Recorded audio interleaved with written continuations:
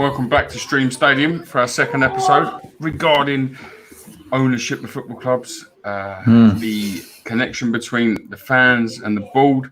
Today we're delighted to be joined from Adam from Mad Red United, big Manchester United fan.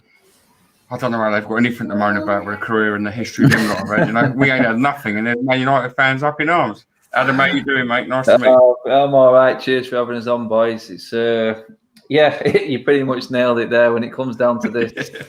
And you look at every other club. I mean, I live down the road from Bury and Macclesfield, so we ain't got nothing to moan about, have we? At least we've got a club to support. That's sorry times up here in the north with them clubs. Anyway, it just puts it all in perspective. It does indeed.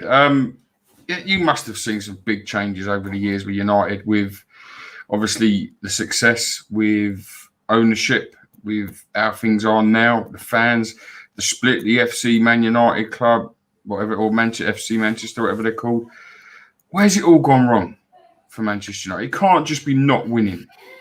No, I think when the Glazers actually took over our football club, they were lucky to have a manager like Sir Alex Ferguson in charge, because he could make an average player look world class just by what he did. And that's why he lasted so long. He adapted to change in the league. And then once that went, along with CEO at the time, David Gill, it was just like a massive change all of a sudden. So then we had a manager coming in like David Moyes, new to the whole... Yeah, I know.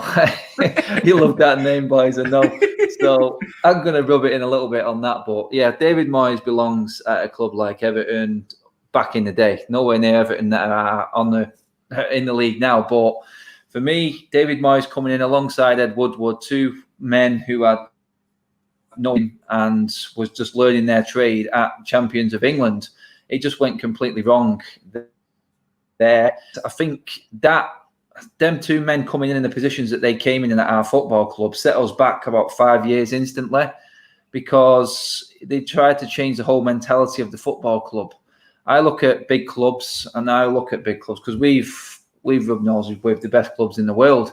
And Barcelona, when a new manager comes into Barcelona, when a new manager comes into Real Madrid, nothing changes. The ethos of the club, the style of football never changes. David Moyes came into United and literally tried to change everything instantly. He got rid of all the backroom staff. He alienated the players. And I don't know if you guys heard it. It was the old famous saying when he tried to make Rio Ferdinand watch video clips of Phil Jagielka telling him how that's how he should defend. I remember Ferdinand coming out saying that. So we had players like Vidic, Evra, Ferdinand, Giggs in that team. I know they're all coming to the end of their careers, but he alienated them straight away, instantly. And then that season, all of them went. Every single one of them went. And they still would have had a role at the club. And it just got to a stage where it was like every single team was coming to United thinking, wow, this is totally different. This is a complete change. And it happened instantly. In one season, from champions to seventh, said it all.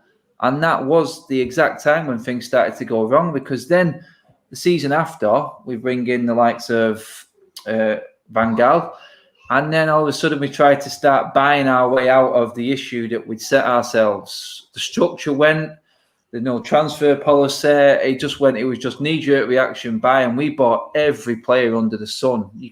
If you're getting players like Falcao and Di Maria and Schweinsteiger, you're thinking you're going the up. It was the complete opposite for our football club. And it probably seems alien to you guys, me talking like this and all these players coming in. But for our standards and what we were set, and you know what, we're still paying Champions League football prices at our club for our season tickets and stuff. Nothing's changed. And the standard has just dropped. The expectation levels have dropped. And now we're just like an Arsenal. Top four is good enough. And we're never going to be able to challenge for the title ever again. Every United fan knows this now with the ownership that we've got. They will be happy to spend a little bit of money every transfer window to make sure that we get into the Champions League. But it's no coincidence that the money spent when we don't get in the Champions League that summer is double what it is the season we actually get in the Champions League. And that's the same every time we've got in. It's like we've made it, and now we'll just live on that money. And that's where everything started to go wrong. The expectation level dropped instantly. as soon as Sir Alex Ferguson left, we have never, ever been able to recover. And I don't see it ever changing in the future. We're just taking the odd little moment of glory here and there now. And it's sad to say it, but I'm probably the most realistic United fan you'll get. As I'm not red-tinted glasses or anything like that. This is just what is happening at our football club now. And I just don't see us ever challenging. I think you're right. And I think you touched the point there. You know, even as a fan, when we come up to you, if you went back the days of Ferguson, you never thought if you got a draw, you'd party at Old Trafford. Yeah. Now I remember coming up winning 1-0 in the cup with Di Canio. We celebrated that for a month. Do you know what I mean? Because it's huge for us. But when that time changed, we come to Old Trafford, like the cup game in 2016 that we drew 1-0 when Pyatt scored the free kick. I think we should have won that game, to be fair. I think your goal was a bit naughty and shouldn't have stood. But we went there generally believing we could win. Not many sides ever go to Manchester United like that. Well, we've done that. I think the last time we played them, the 2-2 as well. You fancied yourself there. Even still now. And to be fair, and I will say, and mate, I'm not saying it because you're sat on the channel. It's sad to see because Manchester United are the biggest and best club in English football I've known growing up. And they ain't now. They're not that threat at all. I would never in my life go and back Manchester United to win any trophy because I don't believe they can. They probably will, but I don't believe they can. And that is quite sad. You said it there. Then it's like, I think what I get, because I travel home and away, and the vibe I get from opposition fans is that everyone sort of, as much as they hate us, simply because we used to be the best and we used to do, like you said, we used to beat everyone and put the fear factor in everyone. But I think everyone realised that United made themselves, and what's happened recently with the likes of Chelsea, City, and them sort of jumping the queue, they don't have the same respect around the league as what United do. We're always seen as like United and Liverpool, to be honest, where they were seen as like the top benchmark. They were like what every club wanted to be like. We generated our own money, we built our own stadiums, we didn't get any sugar daddy coming to bail us out or try and skip generations to try and get where we are now. And you know what? That's where City and Chelsea are right now. They're the big clubs because of their owners. It's as simple as that. But United just had that old school sort of feel about it, and that's what a lot of opposition fans sort of look at. They go, it's United are in town. They still always look for United's fixture. And, you know, it's just not the same as it was. And it's a big change in the times and a big change in the Premier League right now. I just think we're getting left behind just by the sheer money of the owners that are coming into the other clubs now. Would you take that new ownership, the new breed of ownership, the billionaires who just don't care really too much about the club now? Would you want that? Or, no, mate, I don't want that. You don't want what you've got either. You don't like the Glazers either. No, I don't like the Glazers for the reason that they didn't spend a penny of their own money. Just before you go, do you want Sullivan and Gold? You can have them for free. Honestly, you ain't even got to pay it. No. I'll drive them to you personally if you want them. Mate, you know what, mate? United make that much money. You could put any owner in there as long as you cleared the debts. You know what, a supporters trust or whatever it would be, who's put all the money in and bought United. United are self-sufficient. They make that much money. The only reason that we cannot spend all that much money is because the owners are taking it out to fund their other ventures. They haven't put a penny in. I don't know if you guys seen the stats coming out of owners and how much ownership money has been put in, not money generated.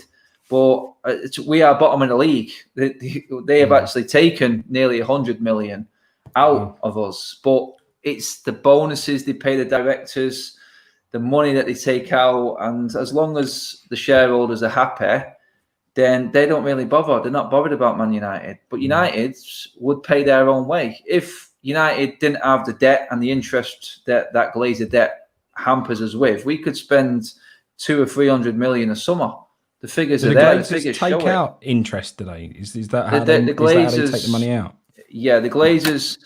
The stats are phenomenal. They take out all their dividends. They take out the shareholders' monies. They take out the bonuses. I think Ed Woodward's money is astronomical. What he gets out of it, and I think the interest payments alone cost us hundreds of millions. Do you know what percentage it is? Oh, I can't remember the exact numbers, but I do know that. If you look at it this way, they've bought in a business sense, it was genius because they've come into United. They've spent 1.3 billion on transfers since Ferguson's left and not spent a penny, and still took millions and millions out of this football club. And to a point now where we're at, we're still paying interest and our debt is just going up every single year. And they're balancing their debt on the American Stock Exchange. So every time United shares go down, that debt goes up. It just goes up. It's never been lower than 300 million. And yeah, if we get a bit of a boom and the shares go up, then the debt goes down. It's leveraged by the shares. It's crazy. So if United are poor, unbelievable. The debt goes worse. And now they've got no gate because we lose 5 million a game with COVID. That's how much they lose.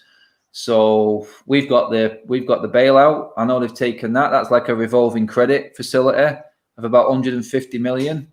And they'll only take out of that when they need it. And then they charged interest on that. So that's like the government bailout, what we've got there. So we're like, well, where are you spending that money? So we want to know, like, where's that money going? Is it, I understand you've got to cover staff, things like that, wages. But for me and all the other United fans out there, that's the issue we've got. If someone came in and cleared the debt, the club would run itself, no problem. We don't need a sugar daddy. We make more than anyone. It's not a problem. As bad as they've been, and we've got bad ownership at West Ham, but as bad as they've been, I've seen the videos of like people around their houses and that and setting off fireworks. You don't condone that, surely? No, it's pointless because you know what? That's Ed Woodward's house. That's not even the owners. Oh, okay. All right. This is Ed Woodward, who has had 1.3 billion's worth of money from United to spend on transfers and completely blown it. Absolutely blown it. We don't make money in transfers, in player sales, because no one will buy our players because Ed Woodward's put them on astronomical wages. We just had a goalkeeper come into our club, and Dean Henderson, back from loan, who's on 120 grand a week straight away. He's never played a game. And don't get me wrong, he's a good quality goalkeeper. But why give a guy a 6-year contract on 120 grand a week when he's never even played? And to go back to your point, sorry, about the ownership and the fans, you know what? Ed Woodward would probably lap that up, mate. Gives him more publicity. And you know what? Then everyone starts feeling sorry for him. You know, you get all the world thinking, you know what, these idiot United fans, and that's what they are, absolute cretins and clowns. So, no, I don't condone it at all. It's just ridiculous. His family's there, he's there, and it's not going to make one hell of a difference. It's stupid. It's just every club's got them, mate. We've all got stupid fans, and that was our lot. It's really interesting because at the beginning you said you'd struggle to sort of comprehend the issues that you go through, but we're just a Poundland version of you. I mean, it's unbelievable hearing what you're saying there. Like, we are so similar. Someone's commented. Someone's commented, is Sullivan and Gold related? Yeah, and that is what it's like. It is like they're related to the Glazers because it is so similar. You know, they're charging high interest rate. They're supposed to be fans. They're taking money out of the club wherever they can. And we are a self-sufficient club. We've got a huge following fan base. The money that we're a sleeping giant and always have been. If someone came in with ambition to our football club, we could go on and achieve anything in football. But unfortunately, we always end up with the wrong people. And at the moment, we've got the worst of the worst. And however, I knew they were bad. What they're doing to you is on another level. While our lot are doing exactly the same. Even down to what you said about Moyes. I know Moyes has come into your side and alienate those old players, but he does the same with us. He's a stubborn man. He comes in, and if he don't like someone, they don't get anywhere near that team. Even if it's for the best of the football club that person plays, he won't play them. David Moyes, obviously, he couldn't get a job in world football other than us twice. It's unbelievable the way we've backed him and felt like he's the man who would get us out of trouble. But everyone started to feel sorry for him now because, you know, he's come in, he's done that job the first time round. He's sort of achieved what he was supposed to achieve. I don't buy the fact that we say he got us out of a relegation battle. Both times we weren't actually in the relegation places when he came in. So he's sort of like he's been brought in to, every time it's been to keep us up. Well, I don't think we was in a relegation, place when he came in. So, however, he's done a job both times. He has kept us in the Premier League both times. And now I think, the club, I do believe this transfer window, he has gone to our board and given a full list of players that he was looking for and wanted. And every time it's been kicked back. And he isn't being given the tools, rightly or wrongly. I still don't believe he's the right man to back with money anyway. However, that's their decision, is not to back him. And if you're going to bring him in and make him the manager of your football club, you should give him all the resources to do the job to his best of abilities. He weren't even allowed Stuart Pearce on his return because the board fell out with Stuart Pearce because he was too vocal last time. However, we go and sell Grady Diangana. Moyes keeps his mouth shut, and all of a sudden Stuart Pearce appears. So it's almost like that Stuart Pearce was a bit of a deal to say, well, we're going to sell one of your best young prospects to balance our books. However, we're going to give you Stuart Pearce back, so keep your mouth shut. And that's what we have to live with here. The only thing that I think you've got over us that I think is you're in a much better position is you are still Manchester United. You still have your identity. You are still what you are. Whereas, our home's been ripped away from us. And and that's it. And that's a big point. But, if you want to have a club to be able to do what they're doing to you, you have to have assets. That's why you've got those assets. That's why you can afford to have that much debt. We couldn't turn around to a bank and borrow that sort of money because they'd laugh you off and say, well, what are you borrowing against? You don't have anything. So I think in that relation, you're better off. Obviously, Baz touched upon it earlier on. A few people have run away at times and tried to set up new clubs in FC Manchester. And obviously, Salford isn't quite that. It's just your old class setting up a football team. Have any of the old school jumped ship because of what's happening at the moment and gone to those sorts of clubs and watched that football now, or is everyone still very much on the? I've a few people on my channel as well, and they've just had enough. They just won't watch. Some people I won't watch the football. I can't watch United anymore. It's just draining the life out of me. And there's been a few dropped by the way. So I've seen season ticket holders just not renew. And you know what? You can't blame them because the way this club is run with the owners and stuff like that as well. And that's another thing. The structure for us as season ticket holders is that we are season ticket holders. We have to have been a season ticket holder for 3 years before we can apply in ballots to go for away games.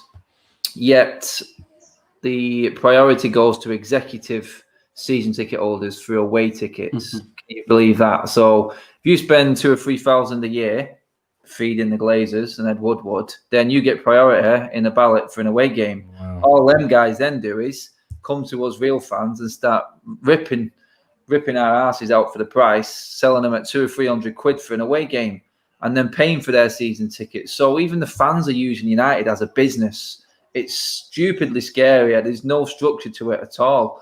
And you know what? That combined with the style of football, like you just mentioned there, you can understand why some fans have gone, you know what? They're not even thinking about us anymore. They're not giving us anything. If we wanted our money back that they owe us from last season for the games we've not seen, they would give it us and then take us off the season ticket list. Lose your ticket and you go back to the queue. And you could have been a season ticket holder for 20 years. If you wanted your money back from last season in a time when we're all struggling for money, jobs and stuff like that, then they were just going to take your season ticket off you. Simple as that. And you know what? They owe millions to the fans for last season still. And they're still trying to flog MUTV to us. They've got no concern for the fans whatsoever, only the fans' money. That added to what's happened on the pitch with the appointments. Yeah, there's a few fans who've gone. I know there was a hardcore who initially went simply because of the Glazers to FC United. And they've not come back, and they won't come back until the Glazers are gone. There is an awful lot of United fans. United will always fill the stadium, but you know yourselves, boys, it's come to Old Trafford now, there's no atmosphere. It's full of tourists, it's full of executives. I mean, I know you probably you haven't got a hardcore stand there, have you now? You haven't got your hardcores in one particular stand because it's all one. They wanted that. They purposely spread everyone around.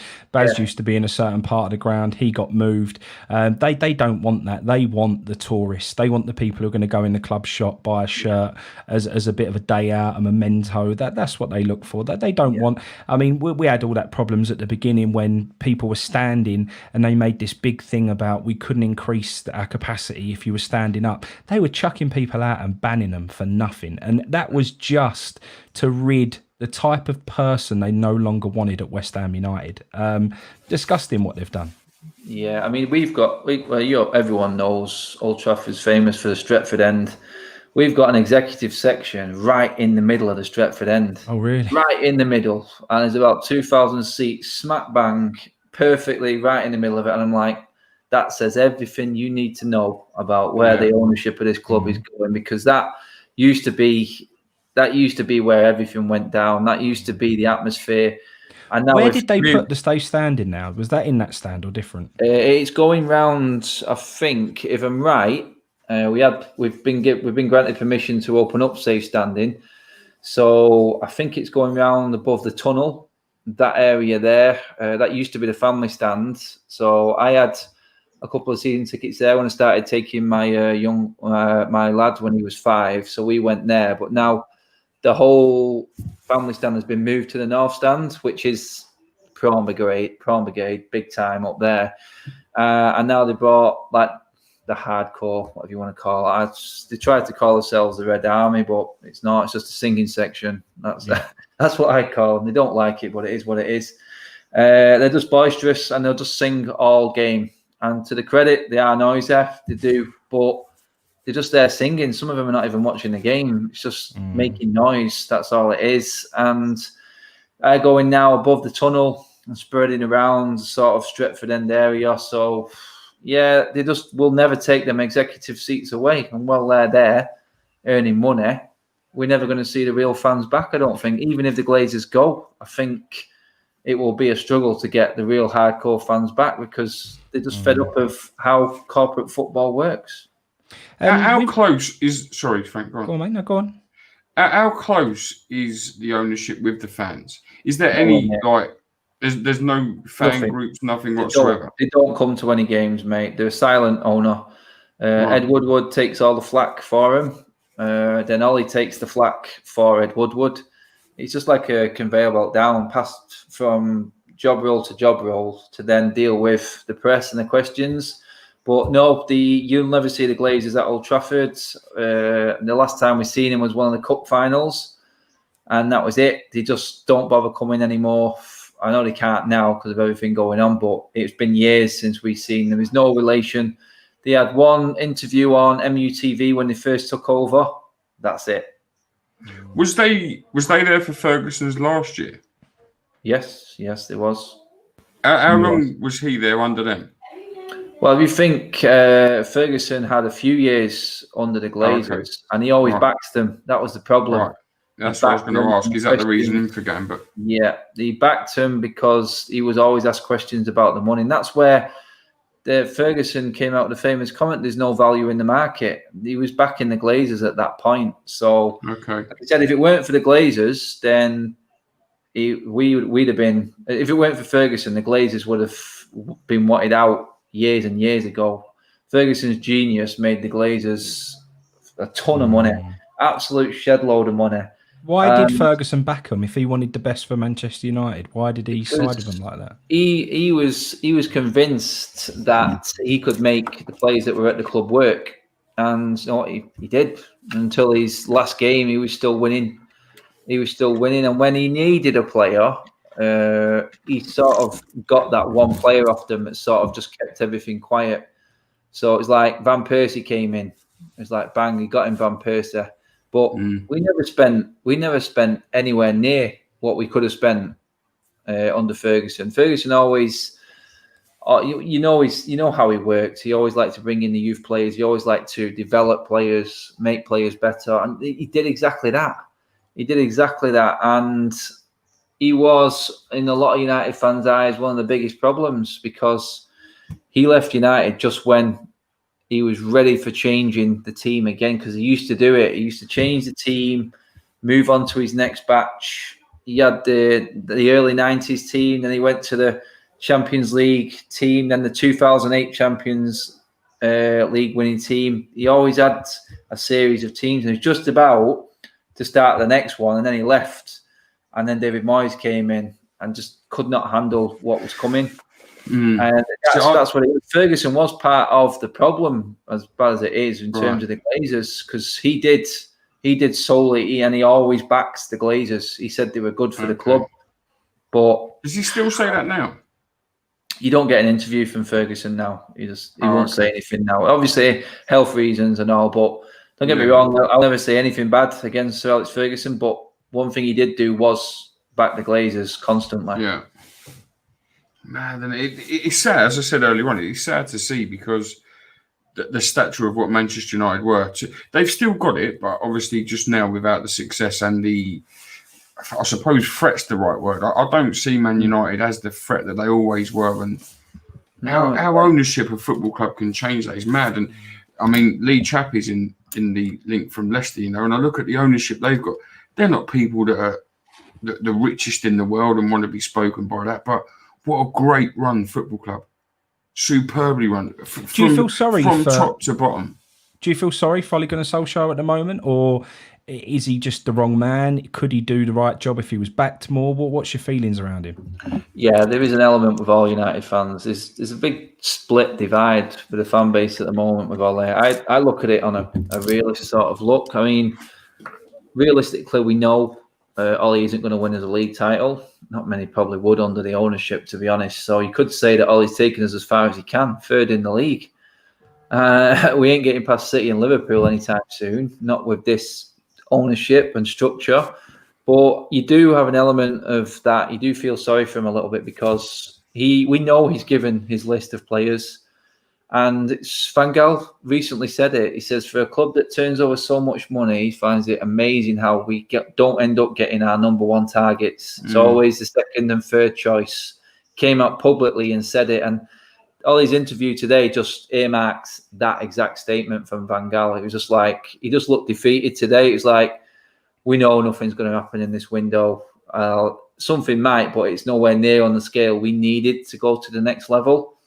And I backed Ole last season. I said this was a season where I would really judge him because he has still got a good group of players. But realistically, where can he take us from what he did last year, apart from the same position and maybe sneaking a trophy? Because we're just not going to challenge for the league. We're just nowhere near the level that we need to be. And you know what I mean? You look at Pep Guardiola, who spent over 400 million on a defence. Mm-hmm. They've got a structure there. He brought his team in. He's got 2 directors of football. And what Pep wants, Pep gets. Well, he needs that at every club he goes to, let's be honest. Unless he's got everything at his disposal, he can't manage the way he manages. You touched upon this offline, mate, but Liam's just put a question in, so I just want to get your thoughts on that. He said, ask him if he thinks they'll get Sancho. No, not a chance. No chance. No chance. Dortmund. Smoke and mirrors. This is what you said, boys, before. This moves into the transfer window as well. There's no fear with United. United come to town, they get their player. That's not there anymore. That's not there. Dortmund have just gone along all the way, and Dortmund will just go, no, and make an absolute fool out of United. And you know, they'll make a big deal out of it, and so they should, because they set the price at the start of the window. This was over 3 months ago. Sancho is this much, take it or leave it. If you want the player, pay the money. And United just thought they could string him along, get the deal, try and get him on the cheap like Ed Woodward always does. And you know what? We're going to end up falling flat on our face because we either pay that money. I don't even think now, going off the noises, that even if we put the bid in that they want, they would accept it now. Take it, yeah. Because mate, I've said this with our West Ham act as well. You know, people are raving today that we've signed. I'm not going to criticise the player at all. We spoke to a guy from Czech Republic last night who told us that we've got a good signing coming in a new right back. We've just found a system last week playing wing backs that really suited us, and now we've signed a right back. I'm confused, properly confused today. We do need a right back 100%, but after finding a system that works, to sign a right back has baffled me a little bit, unless he is a wing back too, but I've not heard that. But we've waited for 3 days to go until the transfer window's shut. Yeah. And all the targets we've looked at and named, and even David Moyes, who named, who was leaked by sources at the club, who put out news all the time on social media, this target, that target. You know, when them players eventually move on, e.g. someone like Matty Cash, all of a sudden David Moyes didn't really rate him. And like you've just said, I see this with Man United. Man United, how are people, and people now don't even want to sign for Man United. Now, I'll give an example. We've got Declan Rice, who I believe will go to the very top of the game. And he could probably have a choice of joining Man United or Chelsea. And for me, the biggest move ever in my life would have been to Man United. But now, I don't think there's much of a gap between them two clubs. And that's not because Chelsea are brilliant and Chelsea are massive now. That's because Man United have fallen so much. And it is, and again, I'm not saying it's sad to see. It's good for football because it means someone different's winning. But it's sad to see when you see why. That's what that is bad. And that's what's happening to us, just at the lower end of the scale. Yeah. Right, you got to go, mate, and you? I have, yeah. I've got a job and I've got a cab set outside since 8 o'clock. Right, see you later on, mate. I'm going to say, Adam, thanks for joining in. Much appreciated. No worries, mate. Take it easy, mate. Thank you. I'll catch you all later on. Catch you in a bit, mate. Well, we've got another comment, and while we're all been doom and gloom so far, and it is surprising the similarities between us, what we've got going on. Andy Walsh, who's a regular watcher here, said, not that one, this one, Leicester is everything right about owners and running a football club. So let's find out exactly what they get right and if we can learn anything from them. Lee, welcome, mate. Hi guys. All right. How you doing, Lee? Okay, mate? Yeah, I've been sitting here listening to you guys. Going straight into the ownership. Honestly, we're in the promised land under the King Power brand. All I can say is that before they came in, our club was almost into an administration situation. You know, I think Gary Lineker and Emil Heskey came in and saved the club from being non-existent. But moving forward to right now, it's been 10 years, mad 10 years of King Power back in the club. They put out 5 years ago that they wanted European football. Boy, oh boy, did they get it. You know, they won the Premier League and it just kept going. And here we are. But it's not just amount of money they put into the club. They look after the fans. We get treated to scarves away, hats away on away days. We get treated to beers and cakes on the late chairman's birthday, which was horrendous, by the way. We'll probably go into that in a bit. But I mean, it's what they do for the city, lads. They've pumped in £2 million into the Leicester Children's Hospital ward at the Royal Infirmary. You know, no one's asked them to do that. It's just something that if you read an article on Leicestershire Live, it will tell you it's all about traditional values that Thailand people have, where they set base at home, they treat as home. That's it. So here is home to them now. That's it. And they look after their own community, their own, you know, it's just all one. Do they spend a lot of their time in the city today? They've got lots of obviously representatives that do lots of stuff. Yeah, they've got what's called now the Vichai Foundation, which supports numerous amounts of things locally around Leicester. But there's so many stories that you wouldn't know because it just gets swept under the rug because it's only Leicester. It's not Man United, but. I mean, they went out their way and helped a fan fly over to America to get a special treatment for cancer that can only get done over in America. You know, it's little things like that you don't read, but it's happening. It's happening all the time. It's just that's how it should be, shouldn't it? If you want to go and do good, you shouldn't have to use it as a publicity stunt. Just go and do good things, and that's what it's all about. And I think you can feel that. For us, West Ham have never won anything. We've never been successful. Why you've tasted some of that, and we've obviously got Adam here who's Manchester United, who's seen success. We've never seen success. We actually don't expect anything. Actually, we're quite happy being in the Championship. It's not a big deal to us. All we actually want is a club that we feel part of, that we feel proud of, that respects and appreciates us as fans. And I think that's the difference with you. Like you say, I mean, we just had a cup game. Sullivan comes out on Talk Sport before the cup game and says, it's nice, but it's actually going to cost us £50,000 to go there.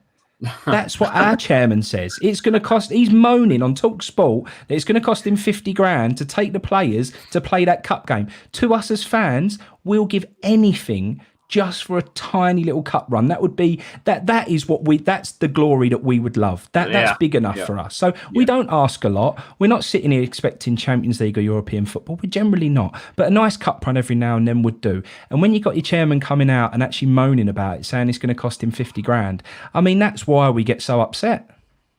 Yeah, it's just crazy. You know, Leicester as a city, we've just taken them in, and they've kind of taken us in back. You know, and it's it's just great to see. Just a really well-run club as well. There's care and attention to everything that they do. You've only got to look at the signings and the academy and the players that they bring in and the amount that they sell them for. We're not a pushover side. I know that United's United and City's City, and if they want the players, they'll eventually get them. But they get them at a price, and although, I suppose kind of still getting pushed over, so to speak, we are making the most out of what we buy. And as a club, you can't ask for anything more than profit and care and attention, I guess the question is, how do you keep selling big players and still competing? It seems like you sell a player, but you bring in someone on half the money, but they're just as good, if not better, than the player than you sold. It's just having a good, I think it's having a good recruitment and keeping the same men under your wing. Brendan Rodgers came in and brought his whole team in from Celtic. Sometimes that don't happen, Sometimes you get people that have already been in and new managers that are coming in and the dispute, and you don't really know what's going behind the scenes. That's the problem with the casual fans like ourselves. You don't know exactly what's going on behind the scenes at Man United. You don't know what's going on behind the scenes at Tottenham Hotspur. You have no idea, because reality is we all guess we do, but we don't. Do you have much communication from your board? Do they have dialogue with the fans? Do you feel like you have a voice as fans, as well as just getting some of those things back? Because it's all well and good, free beer, free this, mate. I'd give anything for that, and that shows a little bit of willing. But really and truly, you want an ownership that would at least listen if you felt the supporters are not happy with something or would like a change somewhere. I mean, to be honest with you, Leicester fans, we are happy. We're happy with everything. I can't imagine anyone wearing blue here in Leicester would say any different, And I think the owners get that. What can we be upset about? Yeah. That's the thing. Yeah. If you don't give the fans anything to be, down about, then you don't need to worry, do you? Has it always been good times under your current owners? So say again, sorry. Has it always been good times under your current owners? I mean, yeah. I mean, when they came in, it was I think there was around the time when it was League One sort of times, and they were really interested in buying a club. And I think they originally came in as almost like a sponsorship deal on the kits. And then it just went further and further. And Milan Mandaric, who owned us at the time, he didn't want to sell to anyone. He was waiting for the right business partner. So we owe a lot to Milan Mandaric as well, the previous owner. So all in all, though, yeah, they've not really put a foot wrong. It's been a battle to get out of that championship for a while. Under Sven, we had the Sven years, the Pearson years, twice or 3 times over. But we're at a point now where I think we can really establish ourselves as this, almost like an Everton sort of side. Everton are a big side in the Premier League. For how long they've been in the Premier League? They're not one that's been relegated, are they? No. And they've had a few European tours, haven't they? I know they've not won the title, but I don't know. I can't explain what happened with us winning the Premier League title. That's a different ball game. Well, I have my own opinion, which is probably a little bit harsh on yourselves, to be honest, but I say it a lot on this channel. And that's, we ended up with Pellegrini, which was a completely bad move, because the only thing he's ever achieved in football is losing the league to Leicester. And that's what I say, and that's probably harsh because you won the league. It wasn't that. But you get my point. My point was Pellegrini had a lot of resources available to him. He had far more resources than you had. However, you went and showed him who was boss that season, and you done the business. So that was my gripe with Pellegrini. He was semi-retired in China. I don't think he was ever right to come into West Ham. I don't think he'd ever managed the club quite like West Ham before, with limited resources. We sort of backed him, if you like. He's bought some players that we don't even play now, and £80 million between Haller and Anderson, and neither of them can get near the pitch. That's partly where it's gone wrong for us. But all of our fans, to be honest, every show we do, everyone talks about Leicester. Everyone talks about the Leicester ownership. It's how a club should be run. It's how a scouting system should be run. Adam, do you get a similar sort of gripe from Man United, or because you're so much of a level above West Ham, do you see yourselves as far more above that and looking at doing bigger things than what Leicester are? I mean, it's like Lee says there, he nailed it in one there when he said Brendan Rodgers brought his whole team in. The communication from the owners to the manager is what's important, and the structure that's in between that. So we're talking like we're probably one of 2 teams in the Premier League that don't have a director of football. That's Manchester United, who do not have a director of football. The Seville director of football publicly came out the other day and said it's absolutely mind-blowing how a club of United's size do not have a director of football. City have 2. Pep brought 2 in with him. You know what I mean? Brendan Rodgers has got his there, and he's got his structure at Leicester. He knows exactly where he stands. Our manager, he ain't got a Scooby, mate. He ain't got a clue what's going on above him. And it's like you said, that no fans know. Our manager doesn't even know what's going on above him. And he's the most important man at the football club. Ferguson set that in stone. There's no one bigger at the football club than the manager. Well, that completely left the day Ferguson left, because David Moyes came in, did what he did, like I said before. But I look at now, in terms of what we're looking at our level, I look at Liverpool and I'll go, oh man, we are miles behind. Their structure is just, it's perfect. They're very, very similar situation to us, American owners that came in, but they put back into the club what the club makes. They don't take anything out of the club.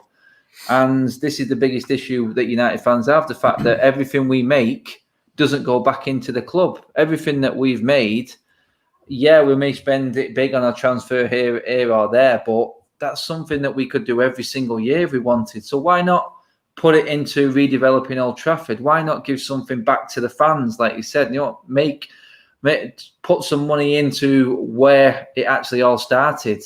Why you actually came in and bought this club is because of what United did in the early 90s with Ferguson, what the history of this club has built up.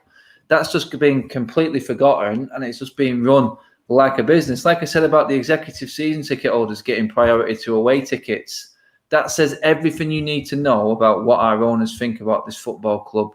It's that is it there for me. It's just everything in a nutshell about what is wrong with this football club. Liverpool, they're on another level in terms of structure to this football club now. The way they work, I had a Liverpool fan on my channel not too long ago, and he was just saying exactly. He said Liverpool have come out and said, and it was everyone knew they didn't have a lot of money to spend, but they've just gone out and made 2 absolute quality signings because they know their director of football and they trust Klopp and his team to make the money back. So they'll make the investment for what the manager knows and needs, and then they'll deal with what happens after that. So today we've seen young Brewster go to Sheffield United, 25 million. There's Thiago. That's what trust from top to bottom is. That's the manager saying to the board, look, we can get this player in. We need this player. No one's going to be able to touch us. And that's pretty much what it looks like right now, to be honest. No one's getting anywhere near Liverpool. But they knew they could trust their manager to then make the funds back. Brewster's gone out with a buyback clause. That's what directors of football do. Yeah, they've just lost a young prospect, but they've got a buyback clause and they've still got money. That's clever. That's the way a football club needs to be run. That's forward thinking, and that's just what probably West Ham don't have, Leicester do have, and United most certainly do not. We are the most scattergun and most wasteful in terms of money for players that we've spent than any other club in this league by an absolute mile. We've just got no. It's like I said, that 1.3 billion spent since Ferguson left. We've recouped absolutely nothing from it. We lost money on every single player that we've bought. And you got Di Maria. How do you buy a player 1 year, then lose 10 million the next year? It's absolutely scandalous. It's absolutely scandalous how it's not worked. And it's like you said, people say we've not spent money. Well, we have. I'll say it there, 1.3 billion in 7 years. If you can't make that work, then there is an issue. Mad. But that there says everything again that you need to know structure. If you give Leicester, you give Liverpool, you give any other team who's got a director of football and a structure in place, 1.3 billion, you ain't going to stop them. And that shows you how badly our club is run. It actually shows that you don't even need to be the biggest side to prove that model works. And I was watching the Leeds documentary the other day. That new Leeds owner came in, the guy from Italy. He sat down and he went, right, we need a director of football who's the business, who's the best director of football to highlight the players we need to get out the Championship. He went and got Middlesbrough's director of football. He then turned around and said, I need another managing director who's going to be a liaison between the fans and get the fans back on side with this club and make the club feel special to them again. And they've done everything right. They put that plan in place. Now look at where Leeds United are. Same with Wolverhampton Wanderers. Similar sort of story, good scouting, and even down to clubs like Southampton. I mean, look at how much they've been pillaged for their players over the past few years. I mean, they've had so many players leave the door, but they're still there. They're still there in the Premier League. They're still doing the business. If you do it right, and I can't remember, Kent will tell us who's always watches, but it's either Wolves or Southampton. It's one of the clubs. But they say at any one time, they have a list of 4 players that they're scouting who are the people that they would choose to come in should a player leave. So if they sell a player tomorrow, they already know their 4 next choices of who they'd like to play in that position. I mean, that's planning. That's properly run football clubs. West Ham, we only work with 2 agents, and they basically pitch their players to us, and that we only buy from those 2 agents. So we don't go and scout anyone. We don't put in. The geezer we've signed in this window, the only player we've signed, was a recommendation from our midfielder. They've literally got our own players scouting for us. It's Andy's just said it was Southampton who have that model. It is, if you run a football club right, the possibilities are endless. Touch on it there, mate, quickly. Is it? So talking about directors of football, the benchmark is Ajax. How that football club has got, I think it's nearly 300 million in the bank. Yeah. And we all know, obviously, the Dutch football is not the top level football that it is, but the way they run their football club is an example to the rest of the world. And the only reason we got Van der Beek is because Edwin van der Sar is their director of football, and he got the deal done for us. You know what I mean? Yeah. If that doesn't say everything about having a director of football, how important it is, then I give up, because even an opposition director of football has made us get a player, and a player of absolute quality. And the thing with this topic, though, for me, is that there's one thing that I think me and yourself can understand is being relegated, because Man United haven't been relegated, right? And being relegated and being down there and fighting your way back up and then succeeding, it's a different feeling to where you guys are on where you want to be and stuff. You've got, it's almost like you don't realize how big of a club you are, and you're not going to go down. No, you're not going to go down. You don't need to worry about things like that. So for me, it's a weird one, because we're so different as clubs.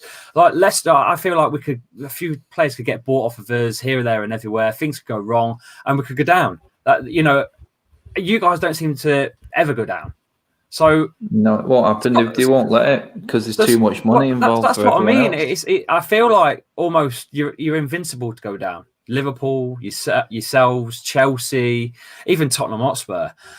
There's for me, I think we should do another show one day, especially West Ham side of it.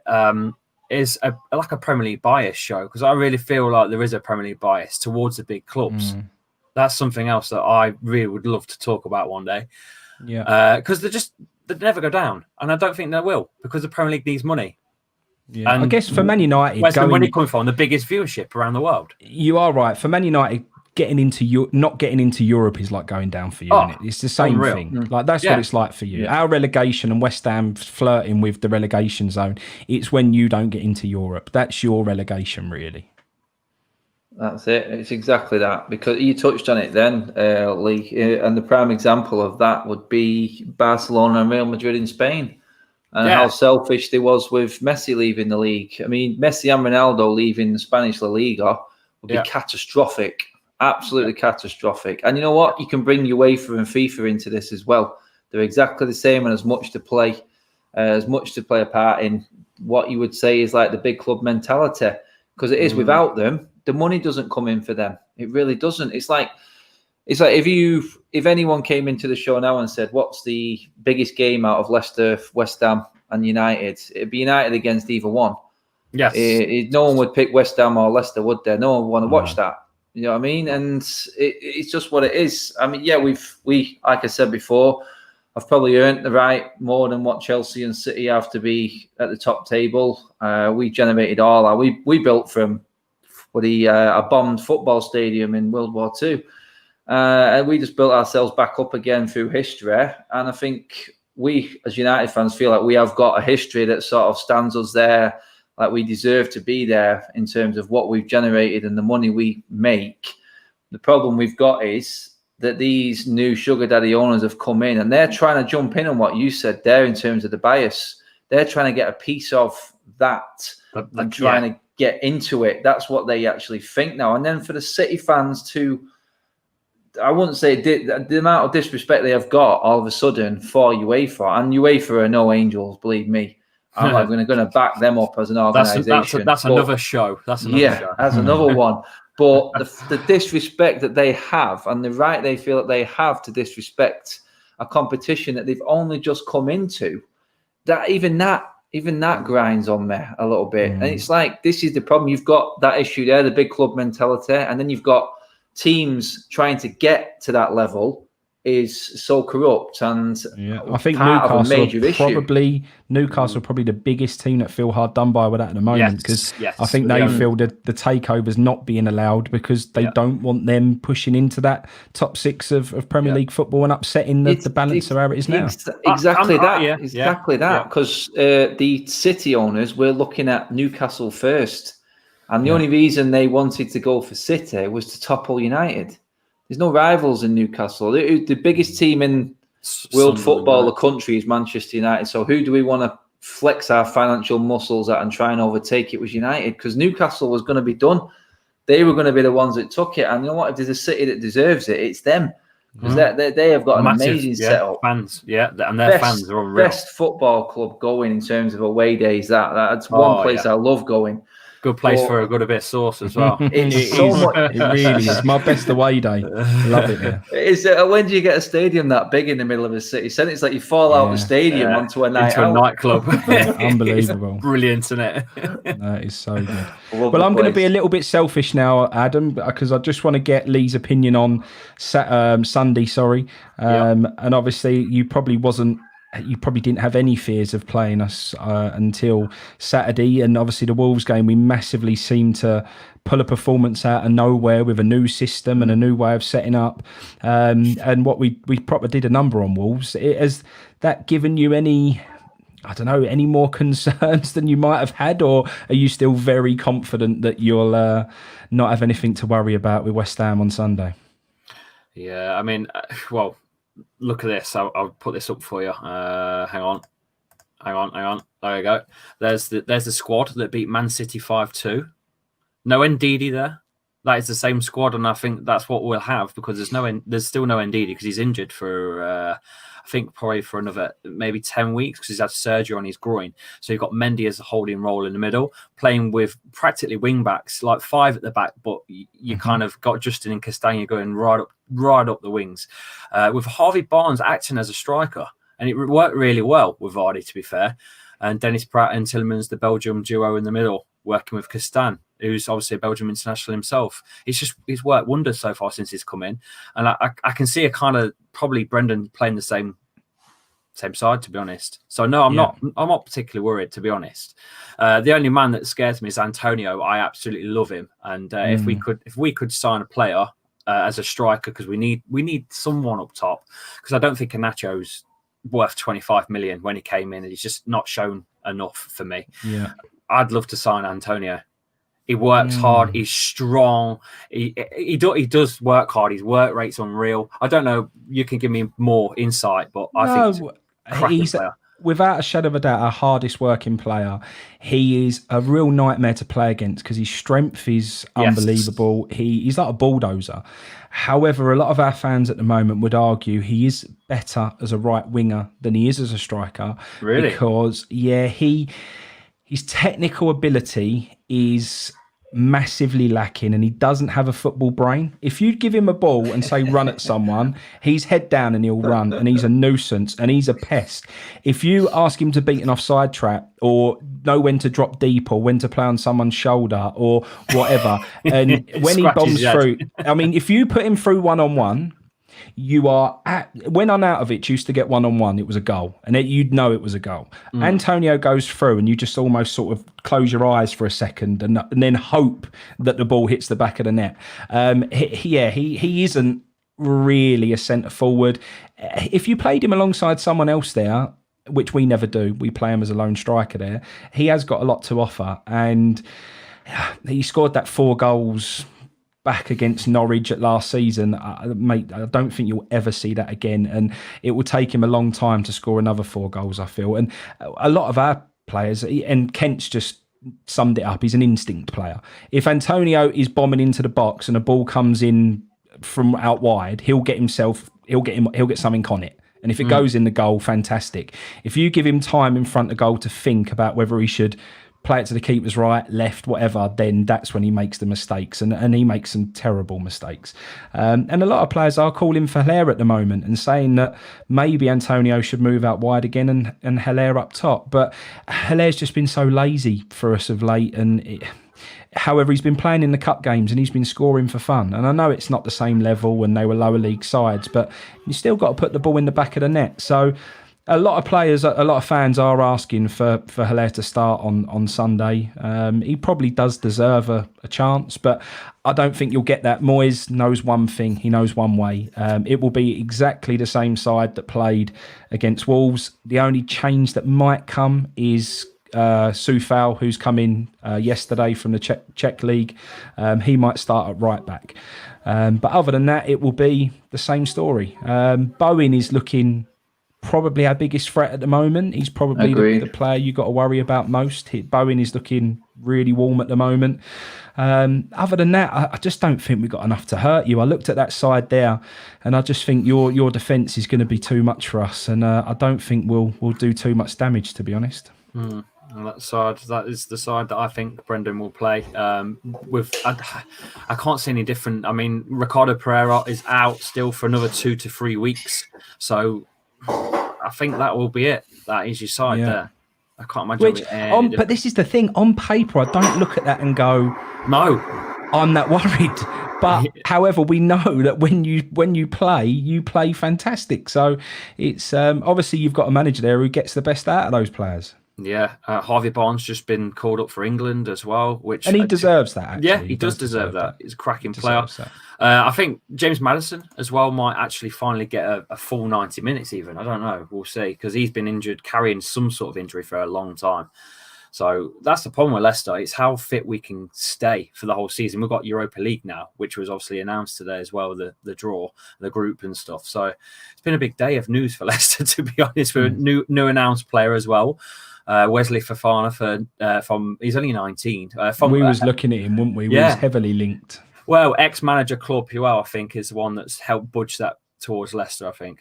So David Sullivan would have played a big part and all, mate, because his offer would have been something like 5 million up front and then 30 million over 20 years or something. So he and a box of Quality Street. That's it, yeah. And a porno mag. That's where he would have got that from. So that wouldn't have helped at all. But yeah, for us, mate, I don't think any of us can see getting anything out of the weekend. But then we didn't see getting anything out of Wolves. So I suppose we're clinging on to a little bit of hope there. And not only that, but the games that are after you is Tottenham, Man City. And we are probably looking at this game as, weirdly, the one that we're most likely to pick up points in. So we really do need a point out of it, because the games after it are very tough. Yeah. And we've got the international break, which will slow things down even more. Yes. Who have you got, Adam, on the weekend? Spurs. Jose's coming back. Yeah. So did either of you watch the Tottenham documentary? No. I've seen to episode 5. I don't see the point. It's just gone. It's all right. It's just all or nothing. It should just be called nothing. Mate, I can't even knock that. You're absolutely right. Yeah. But from my perspective, when you see how badly we're run, just to see, I mean, I watch any of those documentaries, even the Sunderland documentary I looked at and thought, how much better run are they than West Ham United? And that's a club in League One. It's interesting to see behind the scenes, because we're a mess. So it's nice to see how other football clubs do it and how they're getting it right. To be honest, all of us say, we had a vote on our channel who would we most likely to see a documentary on, and Leicester City was the one that come out on top. Oh man, there you go. I mean, I got ridiculed for that as well on Twitter. Oh really? Yeah, when Amazon Video put up the first trailer of the Spurs documentary, I put, what about Leicester's 5,000 to 1? I got absolutely hammered from Spurs fans. Yeah. That's it. There's your big club mentality right there. Yeah. It's a far more interesting story, surely. It would be. I mean, we rised in the 90s, fell again, stayed down there for quite a long time, and then we rised again, and somehow we won a bloody Premier League title along the way. It's more interested than winning nothing and celebrating a big stadium. And obviously, and without being rude, but obviously the tragic incident that happened, Baz, who was on here before, Baz was actually there. He was in the car park because he was collecting for Isla Caton up there, and as part of the cancer charity that he was part of at that time. So he was on the phone to me when all of it was going on, and he was actually driving Declan Rice that day. He'd taken Declan Rice to the game and was bringing him back. So he was completely surrounded by it all actually going on. So, you know, it's lovely what your club have done for him and to keep that legacy going, and the tributes were fantastic. And you know, I just think what you're carrying on with now and still achieving those things that I think he obviously wanted you to achieve is fantastic, mate. His dreams gone forwards. Vishai wanted a state-of-the-art training facility to be built, and it's nearly ready. £100 million. It's looking. We're still in porter cabins. It's it's honestly, I've put a little video out. You can have a look on my channel. Just search for me, Lee Chappie, on YouTube. It's down there. I've had about 20,000 views on it. It looks absolutely insane. Honestly, have a look. Yeah, no, we'll do, mate. It's got a golf course on it. It's got wrap round hotel. It's got you name it. You name it. It's got everything. Yeah, training facilities for actual bloody groundsmen. The first of its kind in the country for groundsmen to work on pitches and stuff. Wow, crazy, honestly. You're looking now, yeah. I was having a little look. Yeah. No, that sounds the business. And like I say, we're still in porter cabins. We've got disgusting facilities. Like it's like the school that you used to go to back in the 90s. Like it is like classrooms. It's awful, and we wonder why we can't attract any sort of big players. It's no good at all. That's the sort of ambition we'd just love to see.